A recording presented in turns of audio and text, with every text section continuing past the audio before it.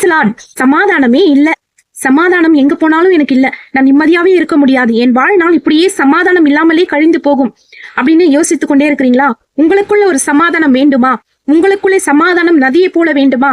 வேத வசனம் சொல்லுகிறது, சங்கீதம் 46:4-5 ஒரு நதி உண்டு, அதன் நீர்க்கால் தேவனுடைய நகரத்தையும் உன்னதமானவர் வாசம் பண்ணும் பரிசுத்த ஸ்தலத்தையும் சாபிக்கும். தேவன் அதில் நடுவிலா இருக்கிறார், அது அசையாது. அதிகாலையிலே தேவன் அதற்கு சகாயம் பண்ணுவார். அதிகாலையிலே நம் தேவனை தேடும் பொழுது, தேவனை தேடி ஞானமாய் ஒரு 5 நிமிஷம் மௌனமாய் இருந்து தேவனிடத்தோடு நீங்க முகமுகமாய் பேசும் பொழுது ஒரு சமாதானம் உங்களுக்குள்ளே வரும். உங்களுக்குள்ளே மாத்திரமல்ல, உங்கள் குடும்பத்துக்குள்ளே நீங்க எங்க போனாலும் ஒரு சமாதானம்.